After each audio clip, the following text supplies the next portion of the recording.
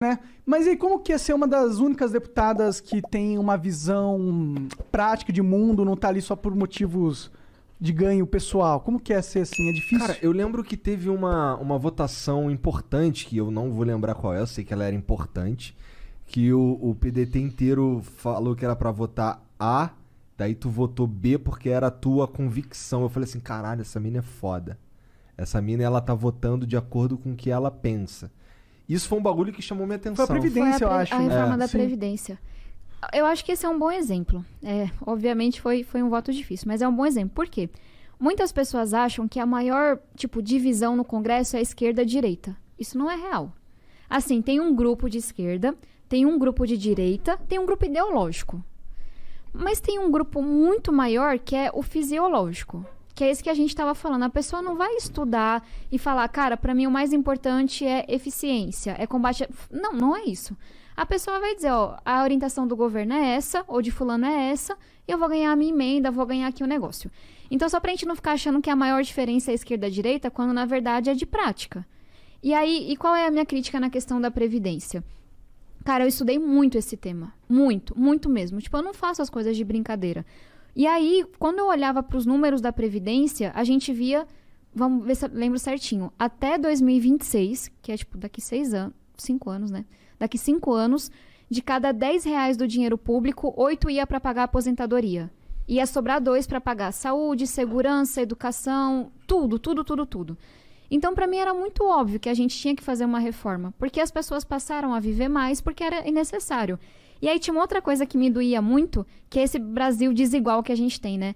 Cara, sei lá, minha mãe foi diarista, meu pai foi cobrador de ônibus, meu tio é pedreiro. Essas galeras se aposentavam com uma regra, por idade. A turma de classe média ou de classe alta se aposentava por tempo de contribuição. Por quê? Porque conseguiam carteira assinada. Não é uma coisa que todo mundo consegue. E aí tinha muita, coisa errada que o governo mandou na proposta. Só que tudo que a oposição elencou, a gente conseguiu mudar. Tudo, 100%, que o governo mandou na proposta. E aí a gente, basicamente, é algo técnico, mas é importante explicar. Pegava essas regras das pessoas mais pobres, que era por idade, e jogava essa regra para quem estava mais em cima. Só que essa turma ficou revoltada. E eu entendo que é foda, você tem que... Pode falar a palavra? Claro, você pode falar o que você quiser. Você tem que trabalhar, sei lá, mais anos pra se aposentar. É difícil mesmo, não é uma reforma que as pessoas votam com gosto. É foda. Mas era importante. E aí veio essa galera que ganhava acima de 2 salários mínimos e muitas vezes, sei lá, acima de 5, 10, tinha gente ganhando 40 mil na aposentadoria no legislativo, os próprios políticos. E falava, nossa, você fez algo desumano, vão trabalhar até morrer. E aí, qual era a minha revolta? Porque a galera de esquerda falava isso. Só que a minha turma da missionária, meus parentes, meus vizinhos, não tinham mudado nada na reforma, entende? Entendi. Por que é que a regra que se aplica a você agora é desumana, mas quando ela se aplica a minha tia, minha mãe, meu vizinho, ela não é desumana? Não tô dizendo que é legal trabalhar até 62, 65 anos de idade. Tô dizendo que esse povo sempre foi assim.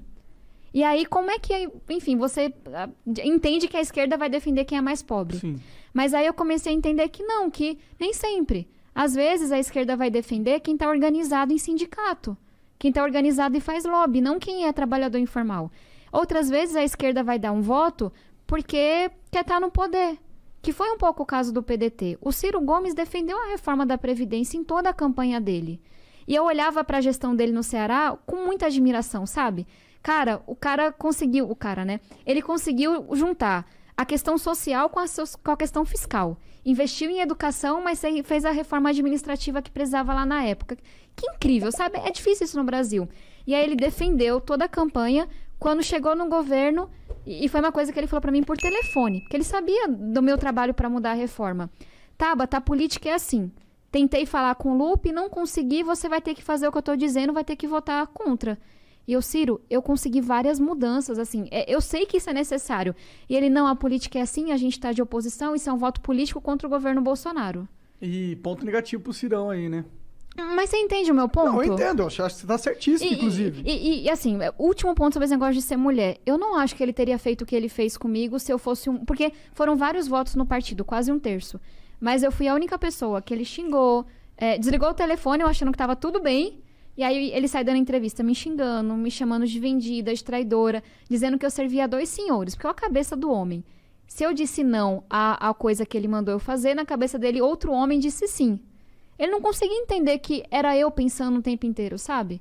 Então eu acho que essa galera que tá mais tempo na política tem que levar uns chacoalhões ainda. Assim, esse foi uma coisa que sempre me incomodou do Ciro. Ele parece muito certo de si, sabe? Até demais. Ele tem muitas certezas. Bom, e aí o que deu? Deu mó rolo, né?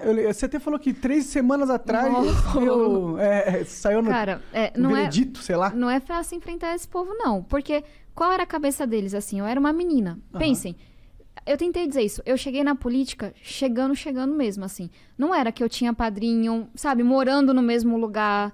Eu cheguei com a conta zerada, pagando no cartão de crédito. Eu cheguei desse jeito. E aí, de repente, começa esse ataque do Ciro, do Lupe, de várias pessoas do partido, dizendo que eu era financiada. Às vezes pelo Jorge Paulo Lema, às vezes pelo Jorge Soros. Cada hora inventava um homem rico pra me financiar e pra mandar em mim. Dizendo que eu era traidora, que eu tinha traído os trabalhadores. Porque não anda na periferia, não conhece a realidade. Então, tipo, na minha comunidade, eu andava de boa. Eu nunca fui parada.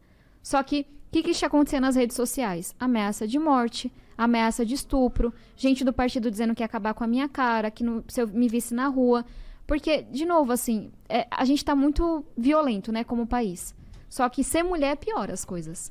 Sem dúvida. E aí eu tive que andar com escolta, eu já tive que fazer denúncia pra polícia, tenho não sei quantos processos. Então foi muito duro. E aí eu entrei com uma ação na justiça em outubro de 2019.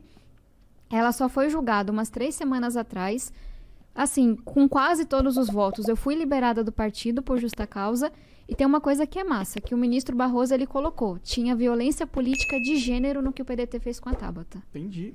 Porque fez com ela e não fez com mais ninguém do partido. Então você tá fora do partido, do PDT? Tô sem partido agora.